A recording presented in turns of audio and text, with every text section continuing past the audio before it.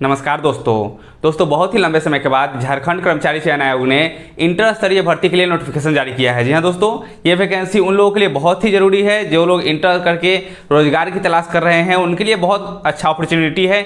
इस वैकेंसी के माध्यम से वो रोजगार प्राप्त कर सकते हैं। बहुत ही इसका जो शुल्क है कम रखा गया है, आवेदन शुल्क, और पदों की संख्या अधिक है। तो इसके लिए मैं एक एक करके सभी जानकारी बताऊंगा। झारखंड कर्मचारी चयन आयोग जेएसएससी इंटर लेवल वैकेंसी 2026 संबंधित इसमें आपका नोटिफिकेशन जारी कर दिया गया है। नोटिफिकेशन में क्या क्या जानकारी आया है एक एक करके मैं सभी जानकारी बताऊंगा। एज लिमिट क्या रखा गया है जनरल, ओबीसी, एससी, एसटी के लिए, वो भी बताऊंगा।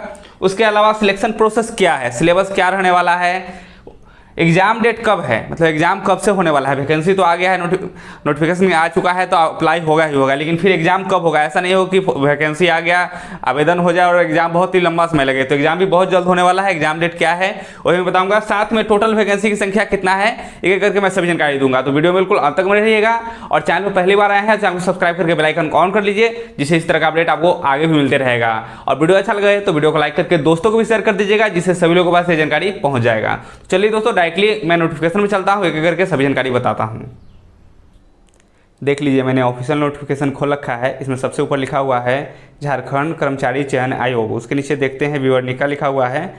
विज्ञापन संख्या 3/2026 के अंतर्गत ये नोटिफिकेशन जारी हुआ है। झारखंड इंटर स्तरीय संयुक्त प्रतियोगिता परीक्षा 2026, जिसका एग्जाम का नाम रखा गया है JICCE 2026। ये रेगुलर वैकेंसी है।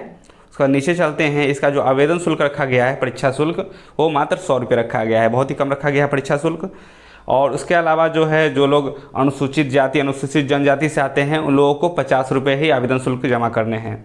उसके अलावा जो लोग क्या कहते हैं किसी कारण से विकलांग है या अन्य किसी कारण से वो क्या कहते हैं विकलांग कैटेगरी में आते हैं, तो उनके लिए जो है पूरा आवेदन शुल्क माफ़ कर दिया गया है। लिखा हुआ है कार्मिक प्रशासनिक सुधार तथा राजभाषा विभाग झारखंड रांची के पत्रांक 8559 दिनांक 23/10/2019 के आलोक में झारखंड राज्य के 40% अथवा इससे अधिक निःशक्तता वाले दिव्यांग अभ्यर्थियों को परीक्षा शुल्क में पूरी छूट अनुमान्य होगी। मतलब पूरा छूट उन्हें दिया जाएगा, लेकिन उसमें 40% मान होना चाहिए। उनका जो निःशक्तता है यानी कि वो विकलांगता 40% मान होना चाहिए।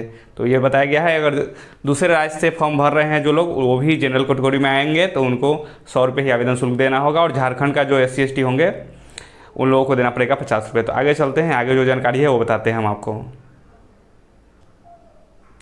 न्यूनतम शैक्षणिक योग्यता जो रखी गई है, न्यूनतम शैक्षणिक योग्यता, वेतन और न्यूनतम शैक्षणिक योग्यता, वो अलग अलग पदों के लिए अलग अलग है।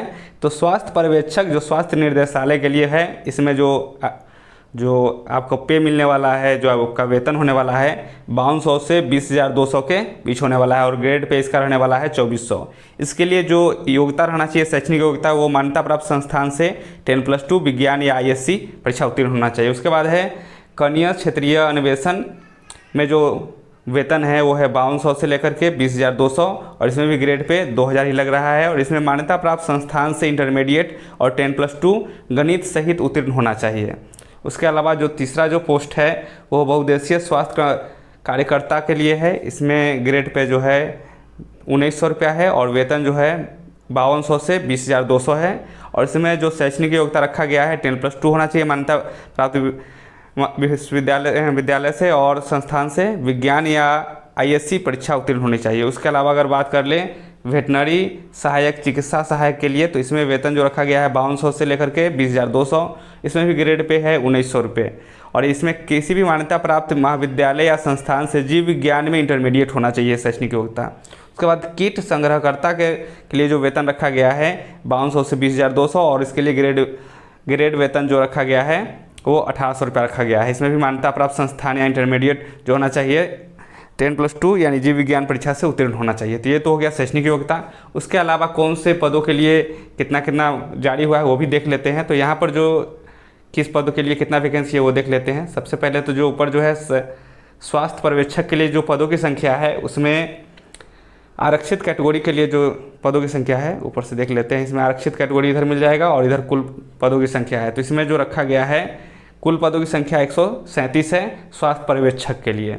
उसके अलावा अगर देखा जाए, और इसमें महिला के लिए अगर आप बात करें तो महिला के लिए 7 आरक्षित रखा गया है। कुल पदों की संख्या 137 है। और उसमें अगर UR के लिए देखा जाए तो 57 पदों की संख्या है। उसके बाद अगर हम चलते हैं कनकीय क्षेत्रीय अन्वेषक के लिए पदों की टोटल संख्या जो है 27 है। इसमें महिला के लिए 1 रिजर्व रखा गया है। उसके बाद अगर बात करें बहुउद्देशीय स्वास्थ्य कार्यकर्ता के लिए, तो इसमें भी पदों की संख्या जो टोटल 62 है और महिलाओं के लिए 3 को रिजर्व रखा गया है। उसके बाद अगर बात करें वेटनरी सहायक या चिकित्सा सहायक के लिए, तो इसमें भी टोटल जो है 27 पद है, जिसमें महिलाओं के लिए 1 रिजर्व रखा गया है। उसके अलावा अगर एगो कीट संरक्षक जो है उसके लिए पदों की संख्या जो है 32 है और इसमें महिलाओं के लिए 3 आरक्षित रखा गया है। आप एक एक करके सभी का देख सकते हैं, इसी पोस्ट के लिए आप आवेदन करने को इच्छुक हैं।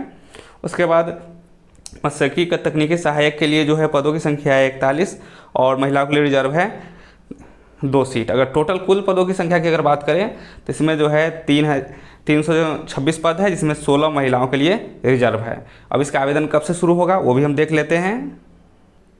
आवेदन की तिथि जानने से पहले हम उम्र सीमा के बारे में जान लेते हैं। देख लीजिए, इसमें अलग अलग पदों के लिए उम्र सीमा अलग अलग निर्धारित किया गया है और जो गणना किया जाएगा एज का उसके लिए बताया गया है कि कब से लेकर कब के बीच में किया जाएगा।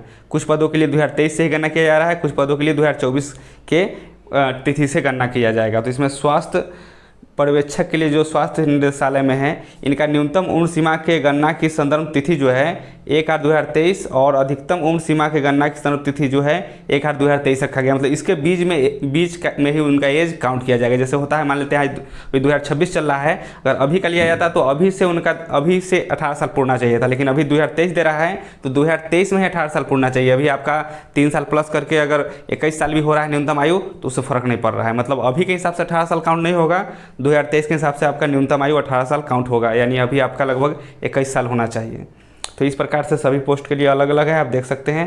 कनकीय क्षेत्रीय अन्वेषण के लिए 1/8/2025 से गणना होगा और इसमें बहुउद्देशीय स्वास्थ्य कार्यकर्ता के लिए जो है 1/8/2023 से ही गणना होगा। वेटनरी के लिए 1/8/2023 से ही गणना होगा। कीट संग्रहकर्ता के लिए 2024 से गणना होगा और मत्स्यिकी तकनीक के लिए भी 2024 से गणना होगा। तो अलग अलग पदों के लिए अलग अलग ये गणना करने का दिया गया है। उसके बाद जिस भी आप कैटेगरी से आते हैं तो उसमें आरक्षित कैटेगरी के लिए आयु सीमा में छूट दिया जाता है, तो झारखंड कर्मचारी चयन आयोग के नियमों के अनुसार लागू होगा ही होगा। चलते हैं, बताते हैं आपको कि कब से आवेदन शुरू होने वाला है। आवेदन जो है आपका यहाँ लिखा हुआ, आवेदन की पूर्ण करने की विभिन्न तिथियां जो है, ऑनलाइन आवेदन पत्र के विभिन्न चरणों को पूर्ण करने की तिथियां निम्नवत है। रजिस्ट्रेशन करने तथा सूचना दर्ज करने हेतु दिनांक 20/7/2026 से दिनांक 19/8/2026 रखा गया है, यानी कि आप 20/7/2026 से आवेदन शुरू कर सकते हैं और 19/8/2026 तक आपको आवेदन पूर्ण कर लेना है। मध्य रात्रि तक आप आवेदन कर पाइएगा।